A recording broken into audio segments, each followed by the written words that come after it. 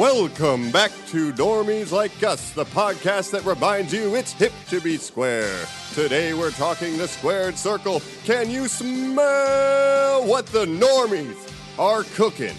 Welcome back, brothers, to the most electrifying episode of podcast entertainment. Get excited. What? Get pumped. What? We are talking WWE, and that's the bottom line because Normies Like Us said so. Give me a hell yeah! You jabronis hit the jackpot! Woo! Yeah! You're fired! Woo! He's broken in half! We got 2 words for ya! Rest in peace. Welcome back to the most electrifying form of audio entertainment on the earth. It's Normies Like Us. It's wrestling time. This is Mike. This is Colin. Joe. And we're joined by our very special guest, kind of doing an experiment here, our first remote broadcast. We're happy to have him. And his name is John C. Andrew Fiscus. Hi. What's up, buddy? Hi, friends. How's it going? Hey, happy to have you with the Normies here, man. Yeah, happy to be here. Thank you. Happy to have you on what I would say, we've had a lot of guests on episodes where maybe we've sort of introduced them as sort of a leading expert on a topic, but I'm very confident to say you and Mike here are going to be walking Joe and I kind of through this as the wrestling experts. Oh, it's a grudge match. We're going to see who's the most wrestling knowledgeable. I'm excited to have a good chat with you, Andrew. Yeah, it should be fun. Absolutely. All right, so, as we're talking, it's WrestleMania. It's nigh on the horizon. A lot of big matches being set. And wrestling really is a big part of, I think, a lot of our childhoods. And that's pretty much it. I mean, the niche is stuff like New Japan or the territories. The normie is WrestleMania and The Normie is Rock. WrestleMania. Right. The fact that WrestleMania is the Super Bowl of wrestling. Somebody can say, oh, I kind of know what WrestleMania is, maybe even if they don't know who's in the matches or the card specifically. But can I go around and ask everybody's background? Andy, starting with you as a guest, what is your history with wrestling? I know you're a guy who went to matches as a kid, for sure. I did go to matches as a kid. Well, I started watching wrestling in 1996. So, I was 10, something like that. I was a WCW fan. My first wrestling memory is this German wrestler in WCW, Alex Wright, him getting stomped in the corner. And I remember the yellow WCW turnbuckles. So that's what I think of when I think of the first wrestling. He's pretty, fairly uneventful career. But, so I watched... It's what's your first memory of a sport that's sort of taken a twist to being more family-oriented, is being a 10-year-old and watching a guy get stomped? Yeah, my brother was like, hey, I think you might enjoy this. And so, yeah, it kind of took off from there. But, yeah, I was a big WCW fan early on. I switched to, WWF. There's actually this... When you had no choice? Well, it's a little before that. There was actually this moment that everybody talks about in their, Monday Night War era where they gave away the results on WCW that Mick Foley was going to win the WWF title that night because it was, pre-taped. And I was one of the people that switched over to the WWF, and they say that that's, the moment they lost the war. And I was a big Mankind, Mick Foley fan, and so I started pretty much watching mainly WWF from that point. That's interesting, yeah, because I was on the other side, if I can just jump in real quick. I was watching WrestleMania 3, VHS tapes that my dad had when I was really young, like Ricky Steamboat and Macho Man Randy Savage, and stuff like that. The old Hulk Hogan, Andre the Giant. Slim Jim in your hand. Yeah. So I was on the WWF side the whole time. I always thought WCW was a little cornier, but a lot of the guys that came from there are super talented. But what Andrew was talking about with when they announced the pre-tapes, they were trying to take a dig oh, we do our shows live and they don't. Mick Foley wins. Why would you even bother? But they had the opposite effect, and that's when WWF really took over. That's really taking some shots at another company. Can you imagine if Coke was hey, let's put this ad where it's literally fucking ingredient that Pepsi uses? And we kind of have that. So that's what I meant. Corn syrup, dilly. Oh, it is. It's what Budweiser's doing this year, yeah. Exactly. So, and then when I said you have no choice, eventually WWE acquires WCW, and you kind of have no choice. And that kind of affects the product now, and I want to talk about that later. But how about you guys? What's your... You guys were coming at it when it was the era of where you were picking sides and taking sides. I kind of came at it of the angle of looking at how it was affecting my peers. I definitely missed out at the youth angle when you guys were watching it like 10, 7, something like that. But in high school, junior high, even younger than that, I would see other kids where, like, basically, like, my wood shop, for instance, had two types of kids where they were either, like, whittling, like, G-Unit or Austin 316. Oh, hell yeah. You got to see that, like, firsthand, like, mania take over. Not Hulkamania. We're a little too old for that. But just that second wave of what Austin meant, what The Rock meant, I rode that wave of it. That's where I came. That was like the birth of the Smackdown era, I would say. Right? That is a really little the peak. post-attitude, right? Yeah, and we'll kind of maybe talk about those distinctions here once we get our first wrestling memories out of the way. How about you, Joe?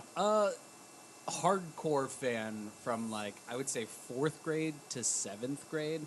Like that sweet spot of too old for Saturday morning cartoons. This is what you watch now. Yeah. Is wrestling for kids? I mean, it didn't seem like it, but Nah. yeah, I don't know.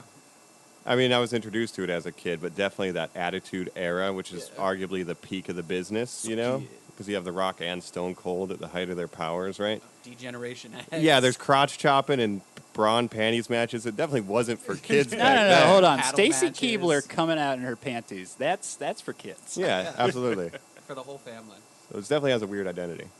But yeah, that was when I was like right after the Monday Night War.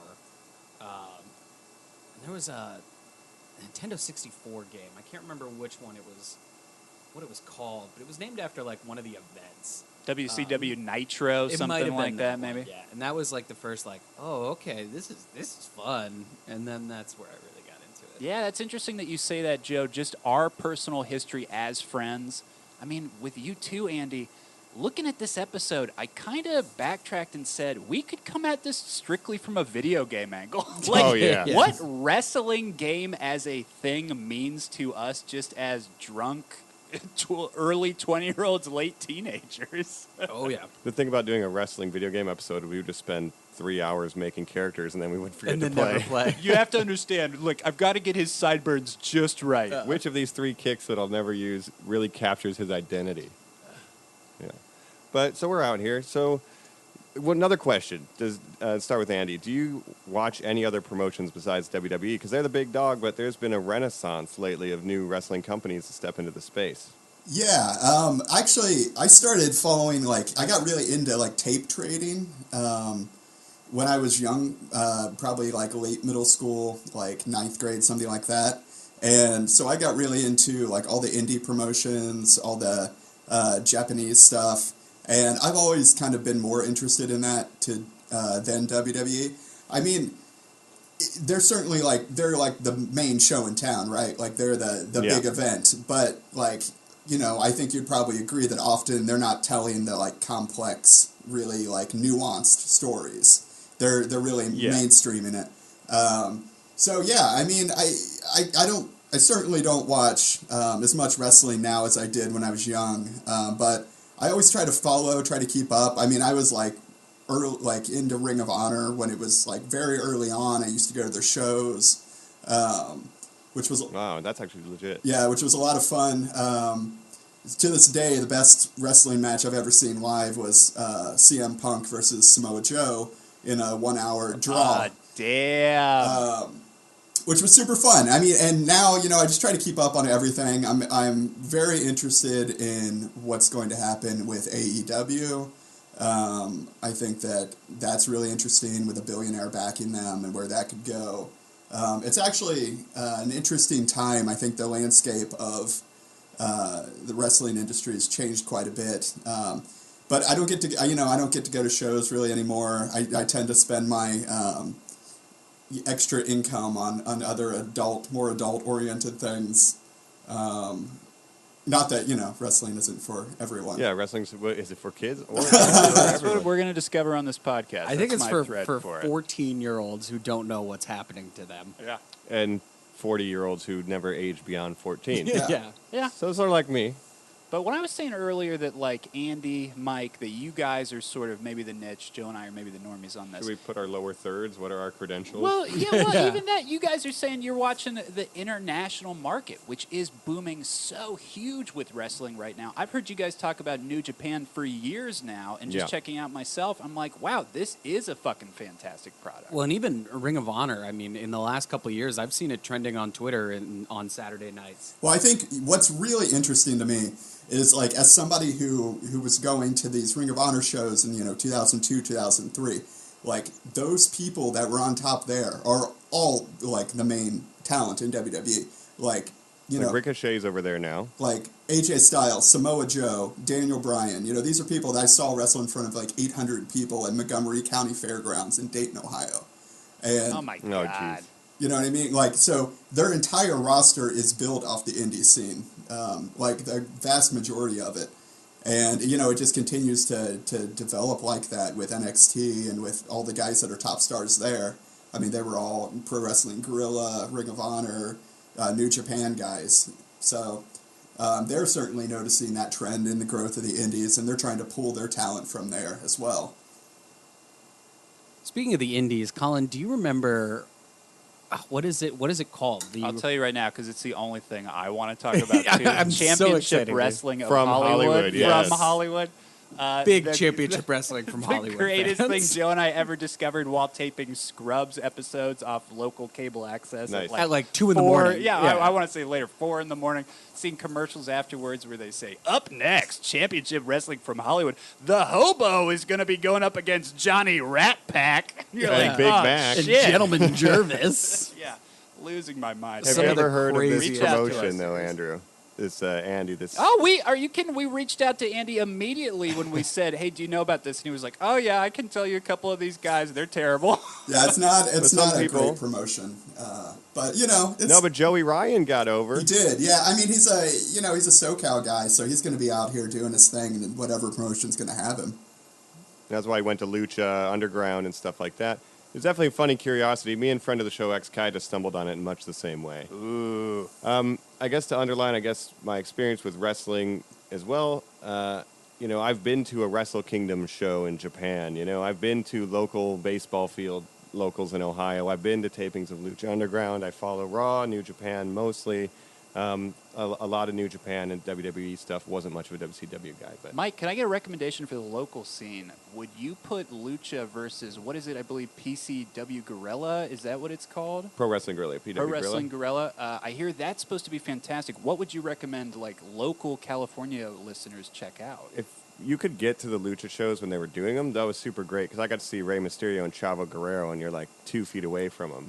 So that's like cool to kind of. That's another promotion that we watched as well. The Lucha Because it's so Underground. fucking cinematic. Yeah. Johnny Mundo. Yeah, Johnny Mundo, same birthday as me, shout outs. But yeah, taking a different angle, and now we have All Elite Wrestling right next door in Vegas. Their first pay-per-view with Kenny Omega, Chris Jericho is on May 25th. So a lot of competition coming up now. What do you think, any about that? Yeah, I think it's a really interesting time. I'm not a California local right now, but let me tell you, I think Lucha Vavoom is something that's going on in the LA area that a lot of people are checking out and really liking. I mean, that's like a variety show kind of thing. You've got your, I don't know what the PC term, dwarves, like little, like people with dwarfism. Yeah. Minis or whatever. Mini wrestlers. It has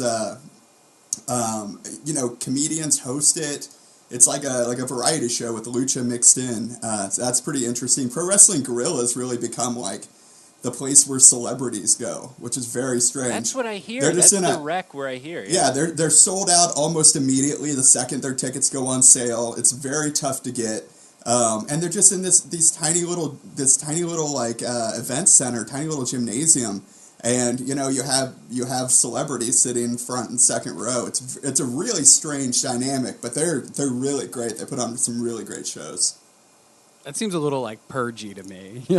Like, let them fight. We watch. Maybe, but it feels like, there's been a resurgence of almost a return to the territories. We have a lot of different indie scenes popping up. Ring of Honor, New Japan, AEW, Pro Wrestling Guerrilla. There's like more stuff happening. Even Impact's still around. So, are we heading towards the streaming wars as opposed to the Monday Night Wars? That's a good way to put it. It almost is split up with the way the cable's splitting up their channels and packages now. It's like the history of WWE and what it used to be with WWF and WWF and with NWA, uniting the Mid-South. territories. Mm-hmm. It sort of was that, and like you guys are saying now, there's so many different options. It's like, we don't just have to be talking WWE today, and if you're a wrestling fan, don't stop there. Look around. Find some great stuff, normies. Yeah, definitely. But just while we're talking generals, Andy, I wanted to ask you one last question. As a guy who loves a different, brutal, violent sport, what is your opinion of wrestlers who become MMA stars? Like, as a guy who you just said you saw CM Punk, now you're seeing his G.I. Joe Coke tattooed ass sort of get kicked in the ring in MMA. Like, what are your thoughts there? Well, okay. I mean, I don't want to get too much into the history on everything, but I mean, MMA and pro wrestling are sort of like intrinsically linked. Like they've like always been like that, especially in Japan. I mean, Antonio Inoki was doing crossovers with big MMA stars as pro wrestlers as MMA fighters. I mean, you can look up Mirko Krokop, big kickboxing star, big MMA star. He had MMA fights with like Alberto Del Rio. Oh my God! Alberto Del Rio. Jack Swagger right now is in Bellator. Yep. He's starting his career off looking good. I mean, the thing is, you're kind of geared up for success if you have, a legitimate amateur wrestling background and you're somebody that's moving into MMA because that's the big MMA base. But if you're somebody with no, legitimate combat experience and you're stepping into the MMA cage, it's not going to work out great. It didn't work out great for CM Punk. I'm a big CM Punk Brock fan. Lesnar. He was a really nice guy. To me, anyway, the few times that I've talked to him, I think he's really good. I wanted him to succeed, but if you have no legitimate athletic background, you're in for trouble. I mean, Brock Lesnar, looking great, right? I mean, he had made a great MMA run. I mean, but he was one of the elite college wrestlers. I mean, NCAA two-time champion. I mean, do you think he's going to head back and doing the research for this episode and looking at the card for WrestleMania? A lot of people were like, just get it out, get it done. That way he can get back to MMA faster. I mean, he's talked about doing one more fight. The big heavyweight fight that everyone's waiting on right now in MMA is Daniel Cormier versus Brock Lesnar. Oh, shit. Wow. Whether everybody is waiting on it because they want to see it or not is one thing. It'll certainly do big numbers, but a lot of people seem to think it's kind of like a foregone conclusion. But it certainly put the heavyweight division of the UFC on hold, and that's like the fight that everybody talks about. So that's kind of, it's interesting that whole division is on hold for that fight when Brock Lesnar is not even in the sport currently. I mean, he's still signed to WWE, and he could re-sign. So that is so cool. I just think it's like, what other sport can you use the publicity and momentum you're generating? Like LeBron James is like, I'm the greatest basketball player of all time. Don't you want to see me hit 1,000 home runs too? And it's like, oh shit, Michael Jordan, man. That's the plot of Space Jam. It's the Space Jam. You're right. Yeah, and at the same time now, both of these things are basically, they live and die by the booking and the talent they have on the roster.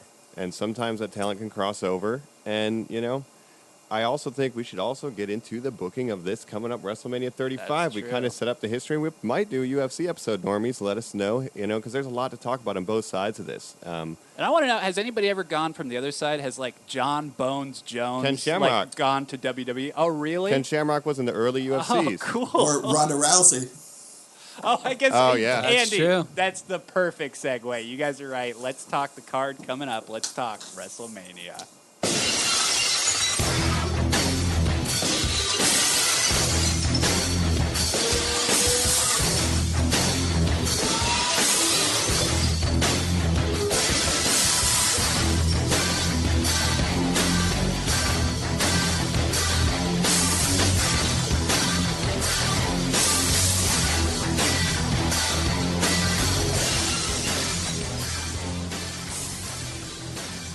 Let me tell you something, Mean Gene. It's time to get into the thick of things.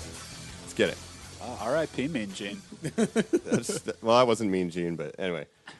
How's it going, guys? We're ready. I mean, we've been talking wrestling. WrestleMania 35 is coming up. I have kind of fallen off, but I want to first of all ask, what, in your opinion, is the greatest WrestleMania match? What comes to your mind? Start with Andy. For me, the greatest WrestleMania match is WrestleMania 13, Bret Hart versus Stone Cold Steve Austin. You snaked me. The match that made Stone Cold Steve Austin, the character, the double turn. I was a huge Bret Hart fan, and that moment where he's got Stone Cold Steve Austin in the sharpshooter, he's got blood pouring down his face. I mean, they turned that into the Austin 316 t-shirt. John in the proverbial crimson mask, as JR famously called it. Yeah, that's the one that hits me. That's the one from my childhood that I really connect to.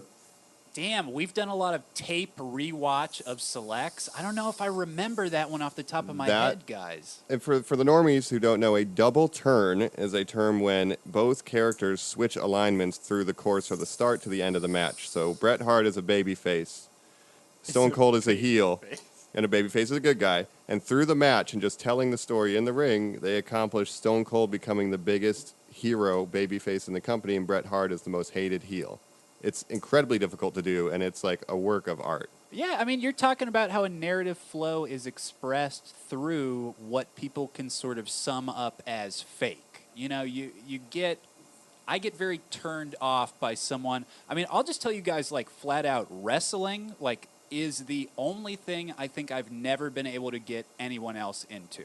Everyone in my family, I've given a spiel of, yo, this is this. And the moment that I'll talk about, I've shown people, this is my favorite match ever. Nobody gives a shit. And I think that automatic turnoff is that it is fake, but that ability through a sport to convey a story, like you're saying, Mike, is fucking impressive. Yeah. And to do it with physicality and gestures, Andy, yeah. Yeah, I mean, that's something I've never really got. It's the whole, fake thing and how that's a turnoff to people. I mean, you can dislike it for what it is. Sometimes the acting's really bad. Sometimes, the matches don't quite work. The chemistry's not there. But, do people not go to movies because they're fake? I mean, Thanos isn't real. The snap didn't happen. Yeah, I don't get that. It's another exactly form of right. entertainment. That's never made sense to me. Well, but it's physical. There's nothing fake about, I mean, to say that the narrative or the payoff is fake, I understand that. But what they're doing is certainly not fake at all. Oh, Mick Foley fell through a steel cage. Yeah. Twice. That happened. Very high-level stunt performers. I mean, that's what you're getting, right? On a level of Cirque du Soleil or something, maybe not with the finesse, but definitely the athleticism required and the strength and all that. I mean, that was something I remember as a kid, and I'm sure Andy and Mike, you guys didn't have this experience because there was sort of that familial element to it. Colin, maybe you do.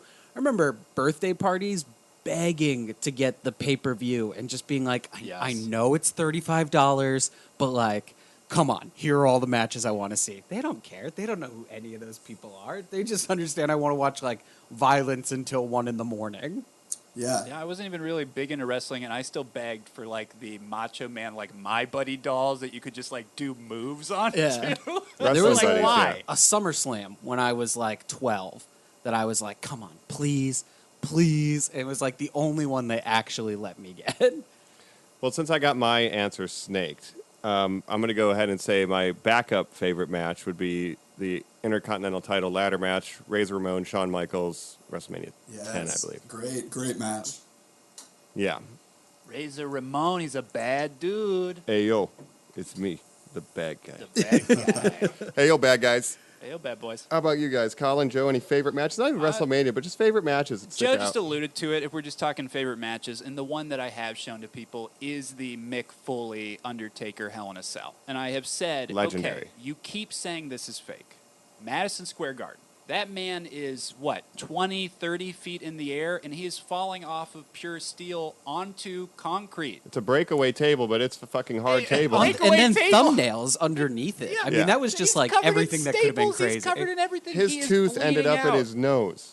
Oh, my That shit God. is fucked. If I can jump in just real quick with a quick story about that match, that was the first WWF pay-per-view I ever ordered.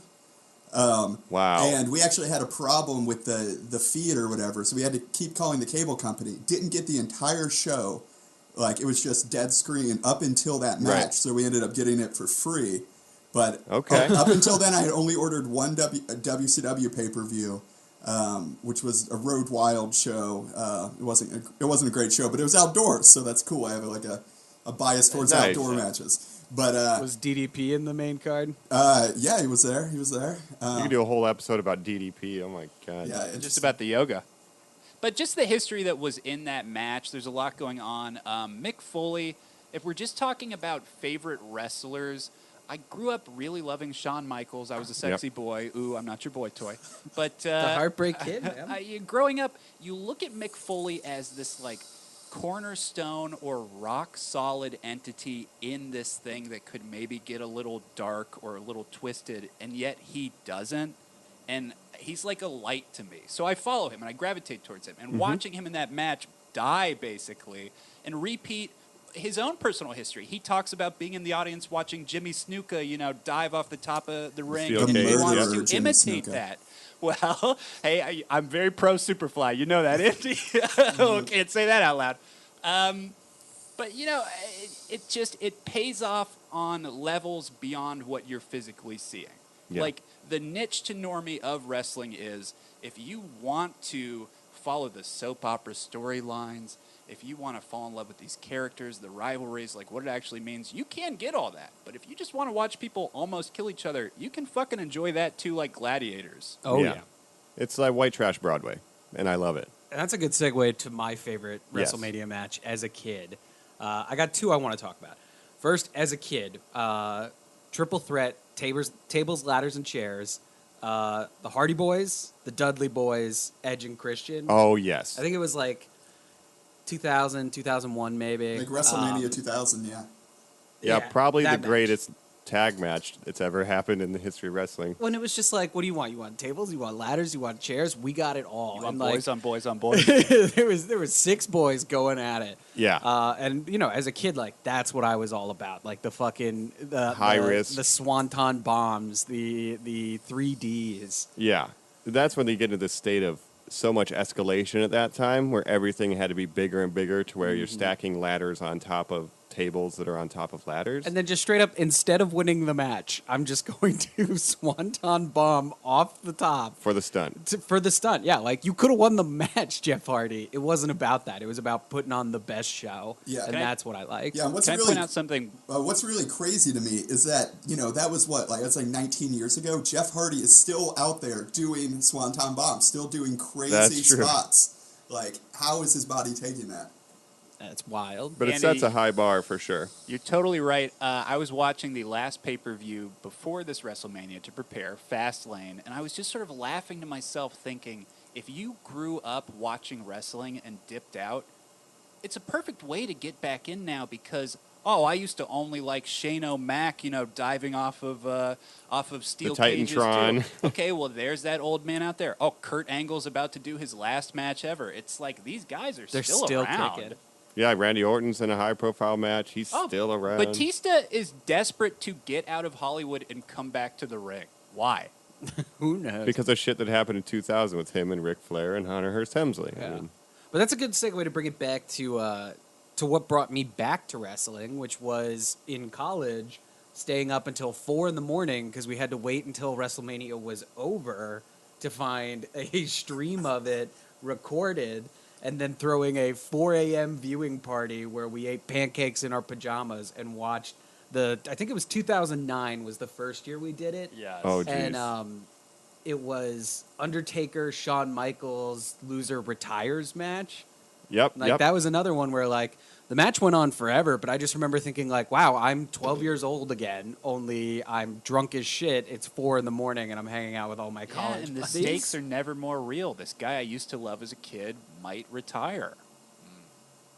It was an important time in our lives, Another Joe. good match. But An important time. To get a text at midnight that says we're going to watch a WrestleMania tonight and know that they're 4 hours long. You're like, well, it's already midnight. Yeah. match of the night was the Flapjacker versus Aunt Jemima. No holds buttered. I'm nostalgic for when the days WrestleManias were 4 hours long. I mean, this one is gearing up to be like a 7-hour show. This is it's like 14 lot. to 16 matches. It is way too long, way too much, but that's their thing. At least we're on the West Coast now, and it starts earlier, so you can like get drunk and watch the show and still maybe make it to work the next day. So then let's talk real quick. WrestleMania 35, right? Are you excited about it? Let's get that out of the way. Well, right? talking nostalgia, Andy's missing Flo Rida. I mean, I am. I'm shocked he's not going to be not there. even MGK. Like, they can't give us a token MGK. But Andy, are you excited about WrestleMania 35? Yeah, I mean, to a degree. Like, I'm not super excited about a lot of the things WWE's doing right now, storyline-wise. I think there are some that I'm interested in.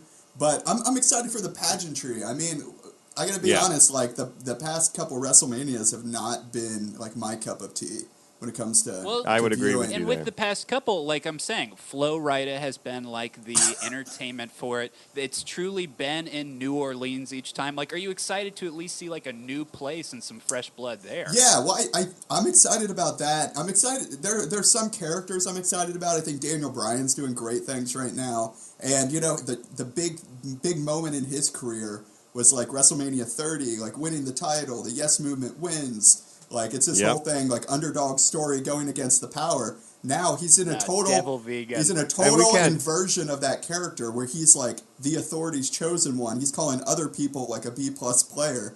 So he is like, you know, lived long enough to become the thing that he hates. Right. Which I think is really interesting. Batman. I was thinking Anakin. Yeah, it's Daniel Bryan is one of the guys who's getting a lot of internet stuff. Also coming from the Indies is Bryan Danielson. You know, when it comes to like 35, when I look at it too, like I've been less invested the past couple years because as much as I enjoy the pageantry and it's WrestleMania, so much of it feels like an afterthought. Like so much of the undercard, the other titles, even the Intercontinental title is not even on this pay-per-view. It makes no sense. So much stuff really? is Is it in ignored. the, like, hour-long show beforehand? Not anywhere. Huh. It's weird. It's so in the middle of a very I want the boring pageantry. feud right now, so this might be for the best. Yeah, but that title used to mean something. It was the ladder match WrestleMania 10. Like, the titles don't mean anything. So basically, I think is WWE too big? Like, the Super Bowl doesn't get 4 hours longer just because it's, you know, later, you know? Mike, you know, that's an interesting question. Just in general with what they do. As football fans, I mean, we did a football episode on this podcast. I can step back and check scores and be like, wow, simple enough. Okay, I missed watching the game. Sure, I can always check in, and I'm definitely going to watch the Super Bowl. But with wrestling, I can't just sit down and be like, okay, so what was like the flow of this storyline? So who slept with and whose like, wife? Yeah, okay, so like what went like this? Until I watched Fastlane to prep for this, the last pay-per-view or any WWE thing I watched was last year's WrestleMania. Yeah, I've reached a point where I only watch WrestleMania now. Yeah. What I really appreciate about WrestleMania as that type of viewer, and what I would hate if I was a regular viewer, the 20 minutes of packages for each match where they give you the whole setup and the whole feud. That's why we set need to 5 like some hours. Korn song. Yeah, but I love it because it gives me the setup. I love that. I hate seeing a guy I've never seen before. Like, who's the guitar playing guy come out and then he'll do Ellis. his whole bit, and I will lose my I hate that fucking guy. mind. I will get so angry. You're supposed to hate him. Yeah, he's a that musical was- guest I think- this year. You know, he's replacing Flo Rida. Oh no! Yeah, it just feels like, and they created 2 brands. They're creating their own competition. It's like, I can't, like, it's like if the NFL made NFL 2 and they were trying to compete them against each other. It's like, I only have room for so much football. But they've done this before. I mean, it's like comic books. Like in Marvel, we had Civil War. In the early 2000s, we had the first trade where you were SmackDown or Raw, and then they were like, "Just kidding, everyone's back together." And then they just did it again a couple years later. It's like Civil War 2. Here we go again. Joe, Yeah. I would give anything for a multiverse style. If in just one other episode of Raw or SmackDown, there was a guy named like Cena John who came out and like had a totally different personality. He's just like, "Oh, I hate Make a Wish." Yeah, exactly. Just he turned heel in Transformers for a little bit, Yeah. but then he came back to baby. Of these matches, what seem like standouts? Obviously, the marquee stuff is the Ronda Rousey, Becky Lynch, and Charlotte. For Yeah, some I mean, reason, we'll take it out. We'll list them all Yeah, right let's now. go. I'll bust Let's it go out down the here. list and we'll stop and we'll talk about ones that are worth talking about. So as Joe mentioned before, there used to be a pre-show. There is still this year. Typically, they used to do the Andre the Giant Memorial Battle Royale in that pre-show. They're moving it forward. They're showing it at the start of WrestleMania this Right. year. Kickoff match. Then we've got The Miz versus Shane McMahon. We've got Randy Orton versus AJ Styles. Triple H versus Batista. Samoa Joe versus Rey Mysterio for the U.S. Championship. meaningless. Buddy Murphy versus Tony Nessa for the Cruiserweight Championship. oh, don't know either one of those guys. 'Cause they don't Kurt put him on Angle TV. versus Baron Corbin. Brock Lesnar versus Seth Rollins for the Universal Championship. Ronda Rousey versus Becky Lynch versus Charlotte for Raw Women's Championship. Yeah, That's and it. that's the main event, actually, is the women's championship match, which is pretty dope. Yeah, that's pretty cool, right? Yeah. You get a triple threat ladies match Yeah. for the main event. It should really be Becky Lynch and Rousey. But I say let's start at the bottom of the card. Let's go with Andre the Giant Memorial Battle Royale. Andy, any thoughts about this match? 'Cause I think it's a gimmick Who and it cares? means nothing. It's probably Braun Strowman. He's like their big guy in it, but I mean, it's skippable every year. The problem is that it doesn't mean anything. Like whoever wins How it, like dare you? Mojo I still Rawley remember where I won it, was like, when and then did Cesaro nothing. won. Like Cesaro won it, and they did nothing with him.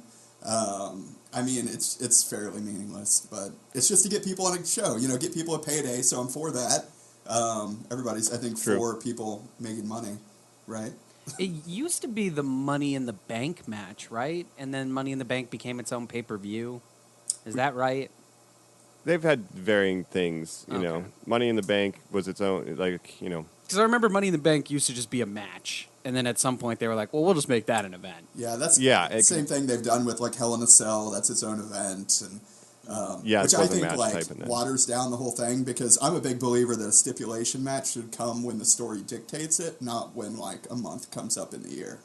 But Oh, that is an interesting idea. It's Also, kinda don't like make what me Mike was wait saying, for yeah. all the cool hardcore stuff in one match or one pay-per-view. Like, are there any cool stipulation matches in this? Well, and can you imagine if the NFL was like, and remember, 2 months from now is when we play with the ball. Yeah. What? Like, is Shane McMahon actually going to wrestle without doing anything else? Like, I find that hard to believe. Yeah, he loves Money ladders. O'Mac. Yeah. Maybe it falls anywhere. I like the Andre the Giant Memorial Championship Tag Team match because I love. Tag team just Battle getting through Royale. the name. I apologize, listeners. But I like it because I like when they cut to the statue of Andre the Giant. That always gives me a nice little smile. Right. I mean, I like that they're honoring him with it, but the point is when you win it, you just get your name put on that statue. It's not a promise of a bigger match down the line. It's just No, you did it's it. just like, hey, thanks for warming No, us you're up, making jobbers. that big statue People, yeah. happy. That's great. People are still filling their seats. We got it. And like I went to Wrestle Kingdom, they did the same thing. They had a big like 4-team, 8-man tag match while people were still sitting down to open the show because it's like, all right, let's get some guys on the card. And yeah, I mean, it's a mini Royal Rumble, right? yeah, I just kind of I recognize these guys. I'm getting ready to get my hot dogs or whatever. And when so we're saying like wrestling terms, those are jobbers. People who are put Jobber. out there to just be eaten alive. Technically- Can you just imagine if you had that life, guys? If technically you were they're a main jobber. roster guys who Yeah. are just not at the top jobbers like the unknown local guy who's just literally brought to lose. But yeah, they're Yeah, not. what Dolph Ziggler has been his entire Unfortunately, the greatest jobber of all time. Who is the ska guy? The ska guy? Yeah, like he Oh, just listens Sami to Zayn. He's Sami great. Zayn.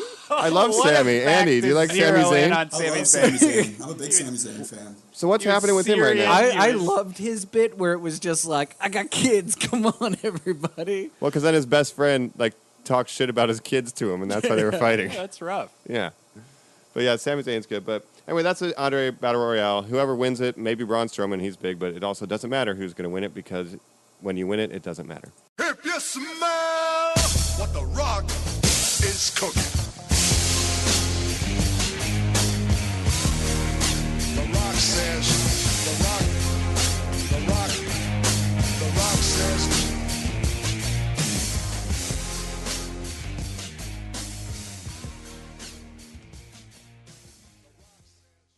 All right, let's jump to how about Miz versus Shane O'Mac. I love Thoughts this there, match. guys? Dude, here comes the money. Yo, money, money, money. Andy, what do you think about this? You know, Ohio boys, right? Yeah, The Miz? I think it's interesting. I think they did an interesting take on it with making Miz the hero. I think that, Miz has, he's gone through this kind of, embracement by the fans in the past couple years. Like, for a long time, people looked at him as the reality show guy who, who was just sort of there. And I think a lot of people resented him and hated him for it. But I think people are really starting to appreciate what he's had to offer and what he's kind of brought to the character. I mean, he's been doing this so long now. I think the storyline's good. I'm excited for it. I'm not a big Shane McMahon fan for a guy who trains in boxing all the time. He's got the worst looking punches of anybody in the business, but But the best looking dances. The best shoes, too. I want to know what Nikes he's going to be rocking. Great. I agree with you. I think it's awesome that The Miz now has a chance to be the hero. They, set it up in Cleveland at Fastlane. He's the hometown favorite over there. He's a Cleveland boy in the Browns colors. And, yeah, he turned that on their heads where it's like, oh, you're the Hollywood guy, you're the TV show guy. And he's like, what if I play into that? He got nuclear heat as a heel. He did such good work. And he loves the business. And I think people know it, and they're finally starting to appreciate him, and they want to root for him. So I got, makes people happy. The Miz beats Shane. He gets revenge on the betrayal, and Shane can go back to the office. Is the Wizard of Oz the best name for a special move of all time? Yes. Yeah, I think so. I don't know. I'm anti-Miz. You've heard my jokes, so you're anti-Miz. All right, put some Yeah. heat on yourself, Joe. I just don't like him. I don't like his face. I could Yeah, never root for him. I think he's boring. Is really my problem. I say maybe his in-ring mechanics, they leave a little bit to be desired, but his charisma, like he could go on to be the next Mouth of the South. Yeah. Like he has so much charisma, Sure. he could ride this I forever. wish they gave him a bunch of the dumb shit they gave to Cody Rhodes. You know what I mean? Like the gimmicks he had where he was like, not my face, and he wore that mask and stuff. Yeah. I wish the Miz had that Well, stuff the Miz going had people on. don't mess with the money maker, and Yeah. Plus, didn't he end up doing Marine 5? So he knows. Where Yeah, his he's a bread real and butter actor. is. Yeah. And he's got that foreign wife now. That's his bit, is he's got a foreign wife. and that's status. I don't know. Yeah, I don't know. So you want Shane to win by jumping off of something 70 feet plus? If that match isn't, I want to see something dumb. I want to see That's what I Shane want for the whole do show. something dumb. The fact that he's just in a regular match is just well, why? Well, just let me ask you guys this. So, just for listeners to understand, Andy, Jess McMahon, the guy who founded wrestling to sort of tie it all together, that is Shane McMahon's grandfather, great-grandfather. Where does he line up there? I think he'd be the great-grandfather, right? Because He'd be the Vince McMahon Sr. great-grandfather. or Vince McMahon Jr. Yep. Wow. So that man who we're about to see wrestle, Shane McMahon, his great ancestor tied this all together. He himself has all white hair. You guys want to see him climb up another one of these cells and jump off while his teenage sons watch him die? Yes, and Oh, then I nothing want like it them in to the come world. out and do the same thing in 10 years, and it never ends. I cannot watch Shane McMahon anymore. I mean, but you got to give it up. What other business is the CEOs or creators and founders coming out and being watching that Fastlane, seeing Vince McMahon backstage with the New Day guys being like, all right, boys, my boys, what are we going to do? We got to blah, blah, blah. Being like, there he is. The old son of a bitch is still fucking at it. Steve Jobs versus Wozniak in a Hell in a yeah. Cell, I would love to see it. we're going to make the screen Celebrity 10% deathmatch. bigger whether you like it or not, damn it. And that's the feud, yeah. There's nothing like it. There's nothing like it. All right, well, I think we can move on down. This is one that I'm excited about. Randy Orton versus AJ Styles. Dude, Andy, RKO what do you think? out of nowhere. Yeah, I think that's a really interesting match. I mean, that is quintessential WWE versus the Indies kind of match. Yes. It's a match that a lot of people, I don't think, ever thought would happen. I've been a big AJ Styles fan for a long time. And I think he's great in WWE. I think he's really killing it. And He's got I think heat Randy right now. Orton's really good when he's motivated. So I think Like what? it could be really good. I think it could be a really great match. You guys ever seen that clip of Randy Orton walking into the arena asking for cigarettes from someone in line? Because I think about that every time I think about Randy Orton. And he takes 2 from the guy. It's not even he's like, I'll just can I have a cigarette? He's like, I'll take a cigarette now and 1 for after the match. Well, he had to snake an extra one. Yeah. I love this match. I'm a big AJ Styles fan. I was lucky enough to see him at Wrestle Kingdom. I've been following him on New Japan, after he took over the Bullet Club from Finn Balor, who we Does have he still yet have to his hear buddies? about. The Bullet Club? Yeah, are they they're- still with him? Or They're fucking buried deep. Like Gallows and them. And Kenny Omega is AEW now, started that with Jericho. So there's a lot of stuff going on with the Indies guys, but just like Andy said, yeah, it's, TNA, New Japan, the darling of the Indies, one of the greatest in the world, the Phenom, and then the old guard of Randy Orton, the natural, and it's like, okay, that's an interesting match. And who is just, it's us versus them. It's ECW versus WWE, it's a cool thing for the internet fans who are looking at it in that kind of vein. So I'm expecting to see a lot of technical expertise in that match. it could be which is match of the exciting. night. Yeah. Oh, you kidding? Those guys have energy. They have performance. Randy Orton, the Viper, always kills it, always looks good out there. It's interesting to hear you guys talk about still putting the onus of being indie on top of him because he's on the cover, AJ Styles, of the latest wrestling game that they put out. 2K19. Like, obviously, they really are gearing him up to maybe be the face of that company going forward. Yeah, and like I want to also have Andy speak on this. It's like WWE has a style of their in-ring physicality, and it's not the most technical. It's not the most sports-like, and that's why we mean like the indies. You learn different styles. Chris Jericho is great because he went to Mexico, he went to Germany, he went to Japan, and you learn these styles that just look better. They look more convincing. It tells a more compelling. Out of nowhere. Is WWE maybe better for the camera? Is that WWE is like it's more comic booky, and then meanwhile something like New Japan is closer to like UFC, where there are rules and consequences for breaking them, and things feel real. Like an armbar can be a 30-year match because you're believing that it's causing pain. So it's kind of the two styles clashing: WWE style versus indie style. Yeah, that's always been my preferred kind of wrestling, style of wrestling, where the rules matter and it's presented as a sport. Yes. That's what appeals to me. It's when there's and this is sort of my issue with WWE in general, is that oftentimes there's not the continuity there. That you're not really rewarded for being like a hardcore fan that's followed the product for a while, and you're catching nuances and you're seeing all these little things. I mean, they will have, something happen one week and then totally ignore it the next week. And that's always really frustrating to me. I think wrestling is strongest when presented as a sport. But, these people are like in a Mortal Kombat style tournament or whatever from all over the world coming here, going up against each other, seeing who comes out on top. See, I'm the opposite. I love the Mortal Kombat aspect. Give me, like, the craziest... Like, I remember the Falls Count Anywhere rules of the hardcore belt of, like, the early 2000s, late 90s, where Spike Dudley would have it for, like, 6 weeks because he just ran around the whole time. Yeah. I mean, that's fun, too, as a kid, but, like, think about real sports, quote-unquote real sports, right? If, a UFC fighter is getting ready for a big match and he, like, pulls his hamstring in training, or he's like going to try to gut it out and go into the fight anyway, you're like, oh shit, like that's going to have a big effect. Or imagine if, you're biting a dude's ear, for instance, right? That's going to be like, you can't do that. That's against the rules. And now like everybody can grab a chair. No one gives a shit. You can punch people in the face and push the ref. No one gives a shit. So how do you get the bad guys to behave like bad guys if no one cares about the rules? So it makes it hard to tell your stories without having 70 writers and all this 3 hours of TV bullshit. So yeah, and you used to have ECW as the alternative if you were somebody who wanted to do that. But have you guys ever had any like success getting somebody into it through something that extreme and violent, of like ECW, like or One Night no Stand rules, stuff like that?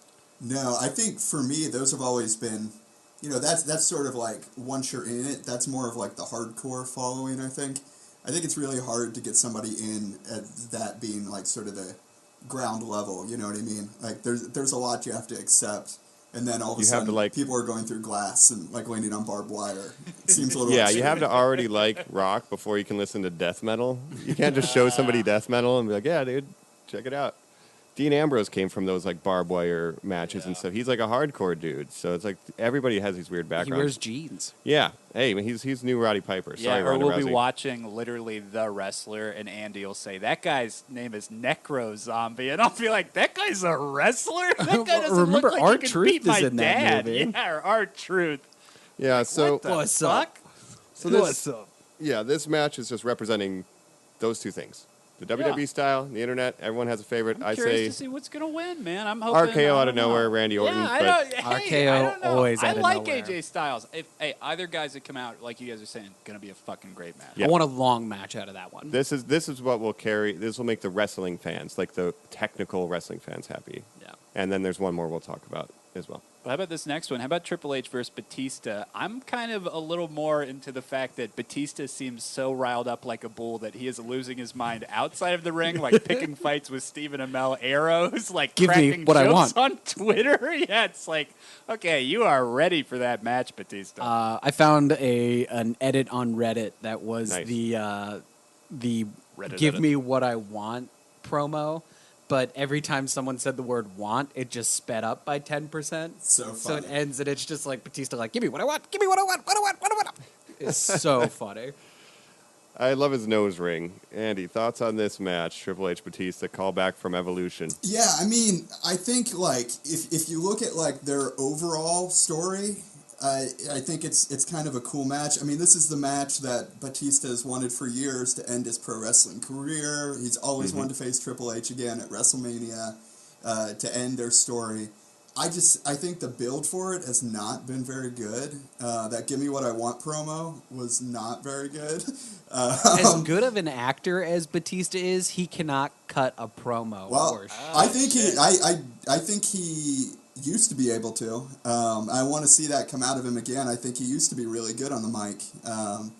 But yeah, I don't know. I mean, I'm not super excited for this match from an in-ring standpoint. I mean, Batista's an aged man at this point, and This is spectacle. How has Triple H been looking? I mean, he's decent. He's definitely older Triple H, but he's always had this kind of like slow plotting style, which works sometimes. He's a very good in-ring storyteller, and I think that they're not going to want to put on a boring match with the two of them at WrestleMania and Batista's final match or whatever, probably his final match.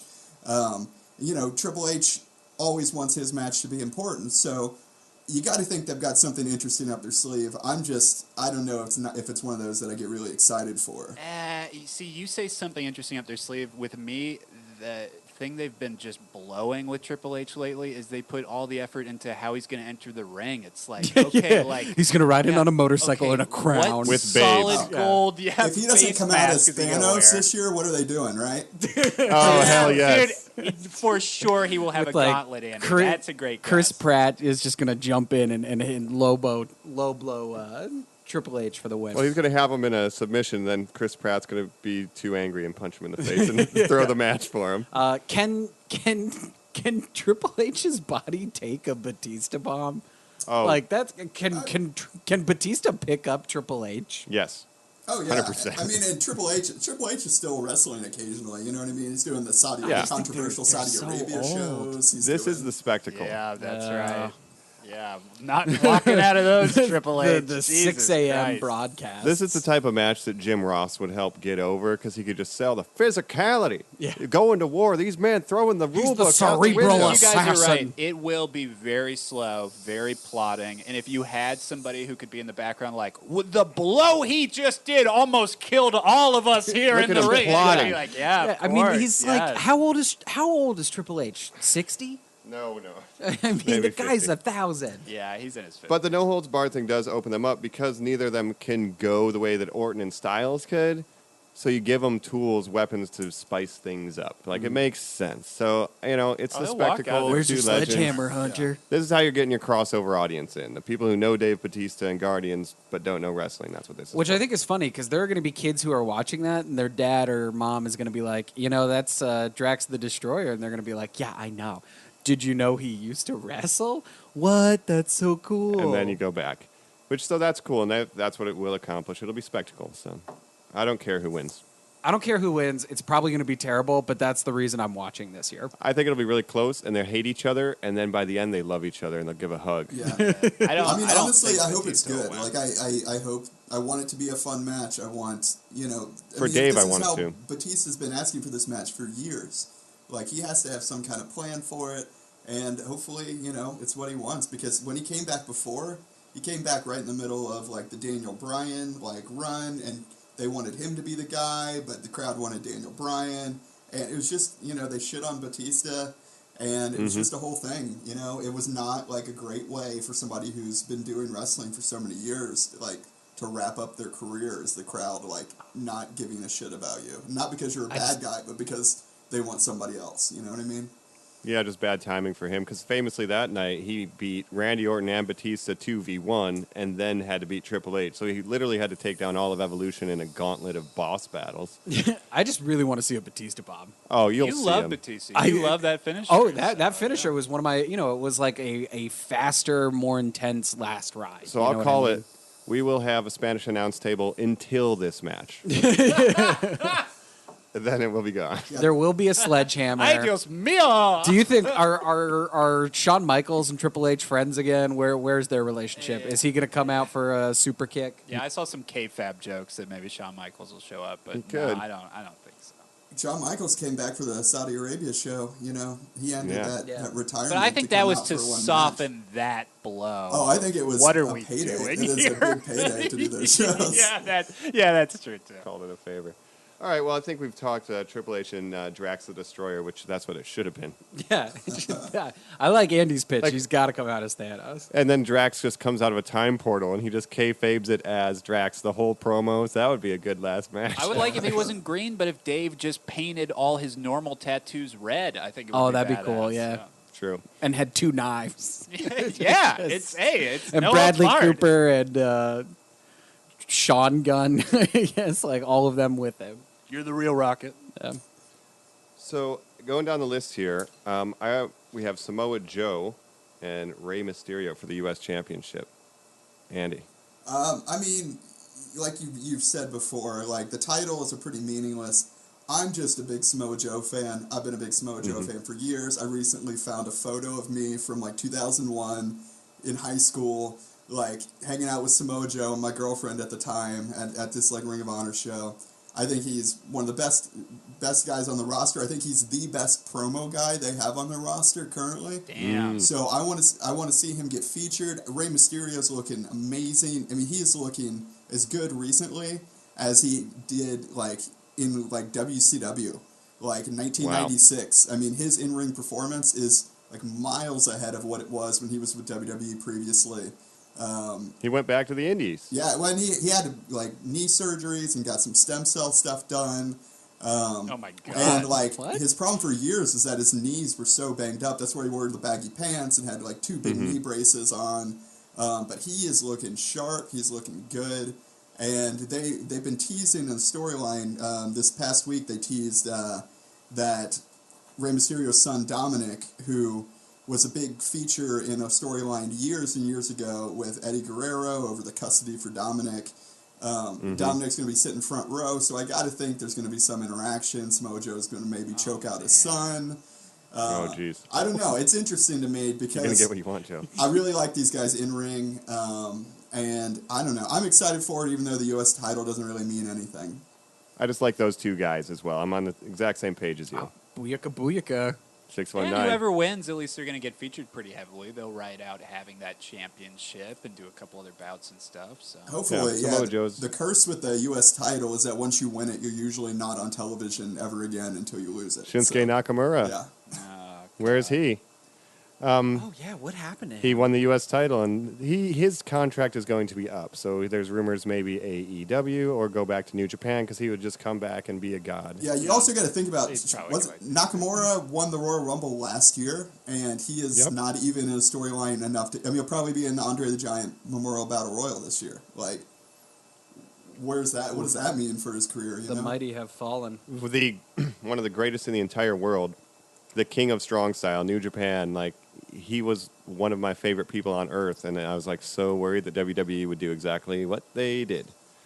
So It's like turn him into the boogeyman. Or, well, at least they didn't turn him into, like, Tajiri or Mr. Fuji. You know what I mean? Like, they've handled them worse. Asuka slightly better, but even she's not in really good shape for this pay-per-view either.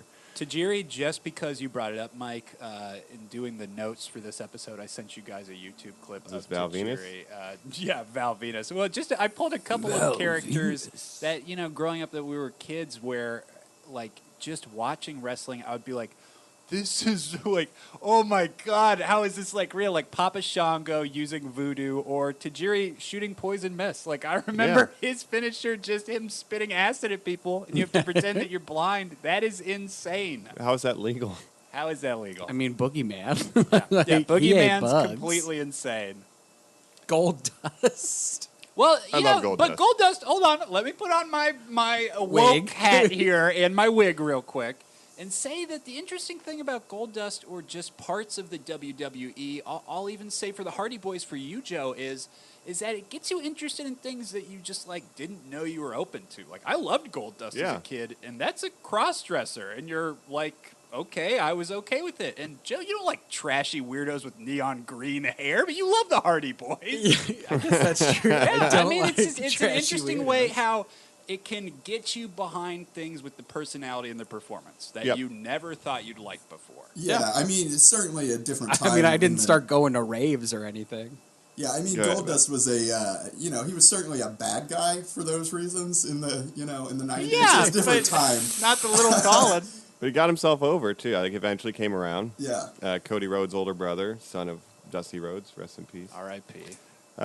Let's move on down the card here. What we have going is the Cruiserweight Championship, which does exist, and it's Buddy Murphy and Tony Nese. So reading this list, I have Buddy. no idea. I don't know who those guys either are. one of those guys are. They sound like clowns. It's, Well, that's the problem, is that WWE doesn't present them as anything but. yeah, I couldn't agree more. Buddy Murphy is a phenomenal in-ring performer. He's been putting on all kinds of great matches lately on their show 205 Live that no one watches because they tape it They like don't talk before about a it. show I've or never after heard a of show, and it's a terrible crowd for it. It's they've It's just an app exclusive too, right? yeah, it's on the network, and they've really failed to make that into a show that capitalizes on people are interested in young athletic wrestling, but they just have failed to sort of make that into its own successful brand.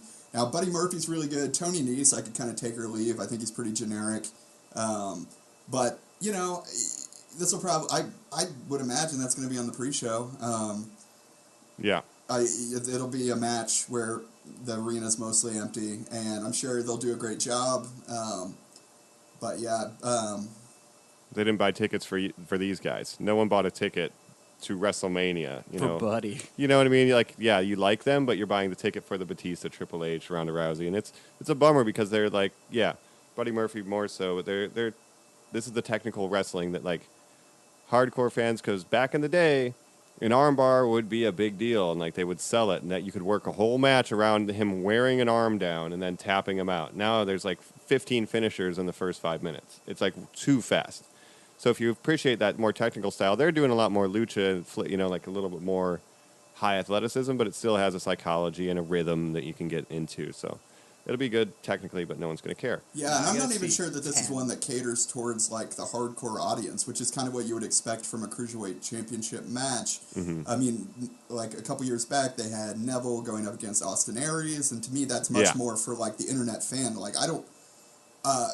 Tony Nese is fine, but I don't know if there's anyone, like, even people who regularly watch the product who really know Tony Nese. I mean, he's a pretty obscure cruiserweight for this match at WrestleMania. So I think it's an They definitely, interesting choice. yeah, did a bad job of building that division, even like grabbing international stars because they were trying to bring some of that in with NXT, the Cruiserweight thing. It was really cool when they announced it. They had Kota Ibushi, who was an amazing Japanese wrestler in there, but, nothing happens there either. So Yeah, a little bit of a miss on the whole division. yeah, the Cruiserweight Classic, though, was just phenomenal. Really fun to watch. That tournament was- tournament presentation, like everything And I was going to say, mattered. a cool way to build around a reality TV style presentation of it, too. Yeah, that was really classy, but then they couldn't stay afloat, which is a bummer. Break it down.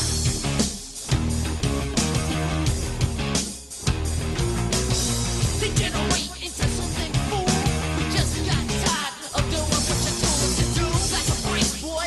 Yeah, that's a break, little man. Break it down.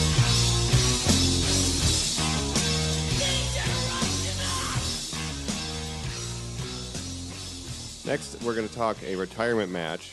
Kurt Angle versus apparently Baron Corbin, which is putting nuclear heat on Baron Corbin. Yeah, seriously. that's the strategy, it's working. Because let me tell you, everybody's there to chant "You suck" at Kurt Angle. No, Baron Corbin. What? Yes. Kurt Angle, he's retiring. People like him. He drinks milk.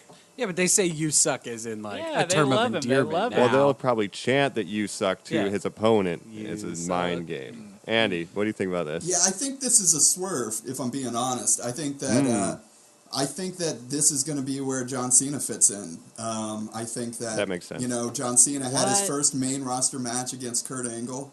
I think that they've teased it, and I think if they're really going this direction with Baron Corbin, they've kind of gone about it the wrong way. They've certainly been building to it for a while. But they've been released, like, who's Kurt Angle's final match going to be against? They released graphics with John Cena on it, with Shelton Benjamin, who he has history with with all these people on it, and Baron Corbin's on it, and then they go with Baron Corbin after they get the fans kind of excited in one direction. So I think that this is going to play out with a pretty quick match, and then John Cena comes out, and there's maybe a segment or an interaction or even maybe a short match between the two.